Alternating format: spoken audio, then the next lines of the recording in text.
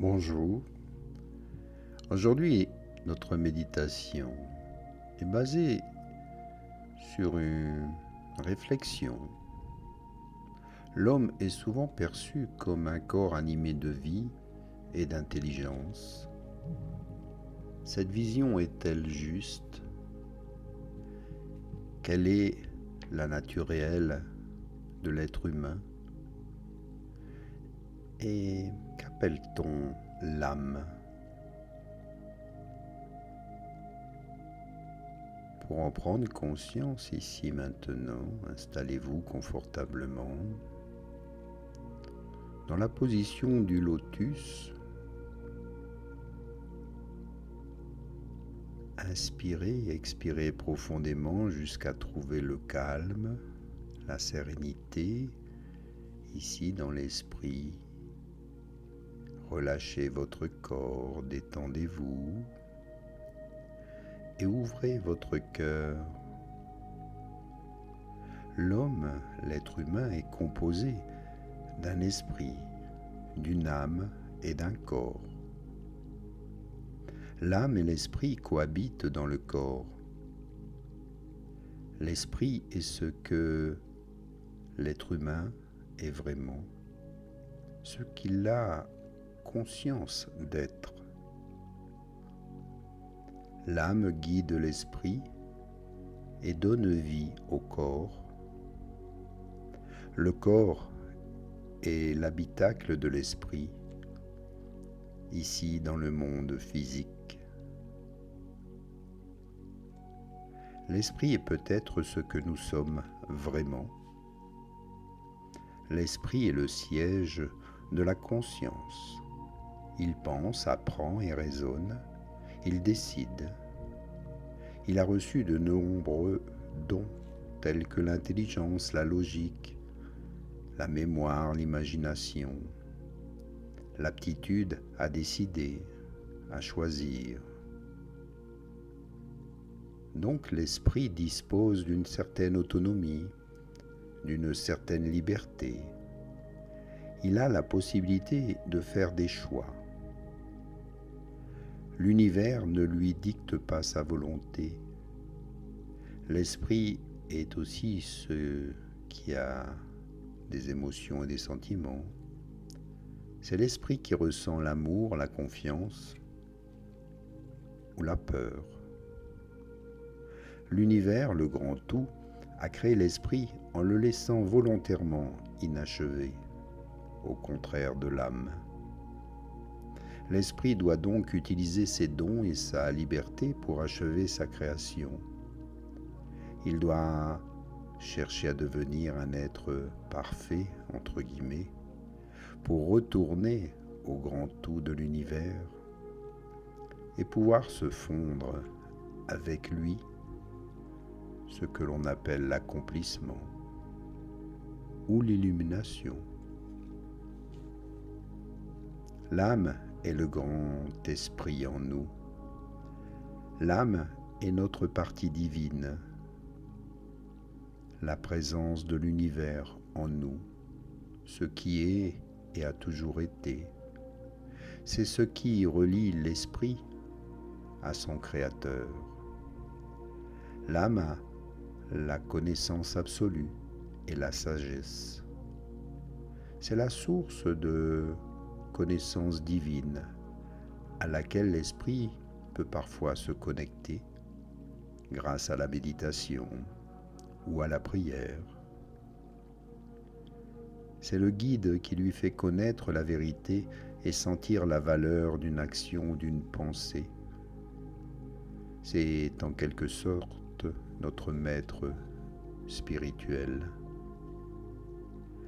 L'âme est aussi la vie. C'est l'énergie qui maintient le corps en vie. C'est ce qui fait que les organes fonctionnent de manière autonome. C'est ce qui coordonne les fonctions organiques dans un ensemble cohérent. C'est aussi ce qui les répare en cas de perturbations telles que les maladies ou les blessures.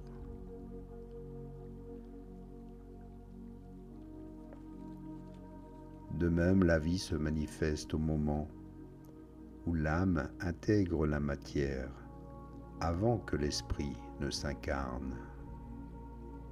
Et si l'âme quitte le corps, alors nous mourrons.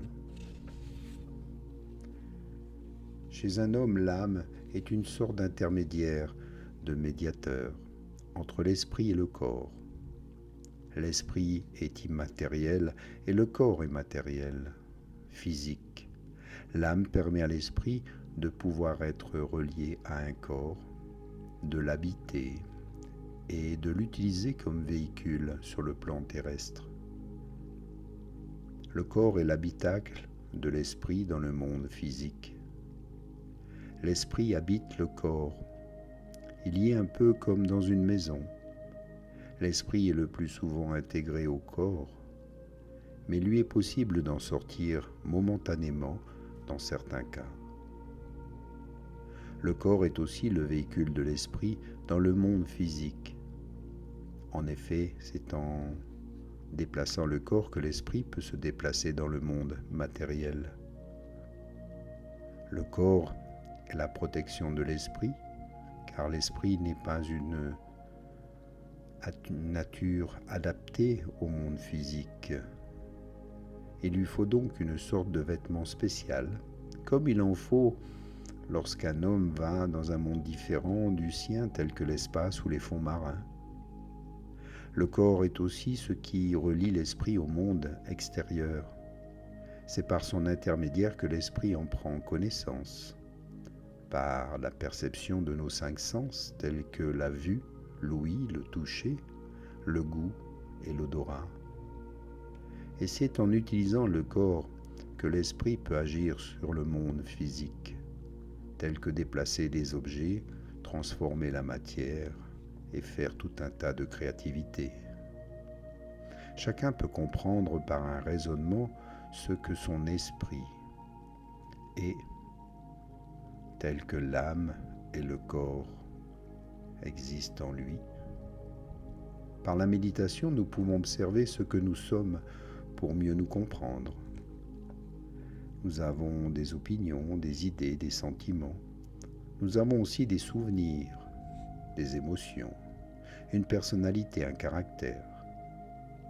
Nous pouvons évoluer et chercher à nous améliorer sans cesse. Nous avons la conscience d'exister. Cet être conscient est ce que l'on peut appeler l'esprit. Notre corps peut alors se transformer. Nous pouvons soit vieillir, nous blesser ou perdre un membre, mais nous sommes pourtant toujours la même personne. Donc même diminués physiquement, nous sommes toujours la même personne. Nous ne sommes pas le corps, nous sommes vivants. Mais nous ne maîtrisons pas cette vie qui est en nous. Le corps et les organes fonctionnent sans qu'on y pense. Nous pouvons très bien vivre sans chercher à savoir comment ça se passe à l'intérieur. Donc nous ne sommes pas aux commandes de la vie qui anime le corps. Il y a autre chose, comme un chef d'orchestre qui anime et gère les fonctions organiques. Au fond de nous, nous ressentons parfois quelque chose de particulier. C'est comme une petite voix qui nous dit que nous avons peut-être mal agi dans telle circonstance. Par exemple, elle peut aussi nous orienter vers un choix que notre raison ne comprend pas. Ou elle peut nous faire comprendre une vérité qui nous surprend, comme si quelqu'un nous l'enseignait. Cette voix qui nous accompagne est différente de nous et peut nous guider si nous l'écoutons. Cette voix vient du cœur. C'est votre guide intérieur. Certains l'appellent un 6e sens, l'intelligence du cœur. En dehors du corps et de l'esprit, il y a donc la vie et un guide spirituel en nous. Ce sont des éléments parfaits. Ils sont la présence d'un grand esprit ou du grand esprit, du grand tout de l'univers et des forces de l'univers infini. Certains l'appelleront Dieu, Yahvé, Allah, Bouddha. Mais ceci est en nous, c'est une énergie, c'est ce que l'on appelle ici l'âme. Alors prenez soin de votre âme, laissez-la vous guider, écoutez votre cœur, soyez attentif à vos perceptions, à votre ressenti, développez chacun de vos sens, comme ici maintenant vous pouvez les réveiller, retrouvez les odeurs, les parfums. Inspirez, expirez, humidifiez les lèvres, la gorge, le palais pour redécouvrir les goûts, les saveurs. Développez aussi votre ouïe pour mieux entendre les sons, la musique. Ressentez, touchez le tactile, bougez les doigts, les orteils, bougez votre tête. Puis par un petit étirement, un petit bâillement, vous pouvez ouvrir les yeux et de nouveau admirer et observer toute la beauté qui vous entoure, la nature. Appréciez chaque instant, chaque moment. Ressentez que vous êtes ici, vivant, dans ce présent qui est un cadeau, car la vie est votre bien le plus précieux, ici sur la terre. Mais la vie continue bien après. Prenez-en conscience, et moi je vous remercie pour vos belles intentions et attention. À bientôt. Namasté.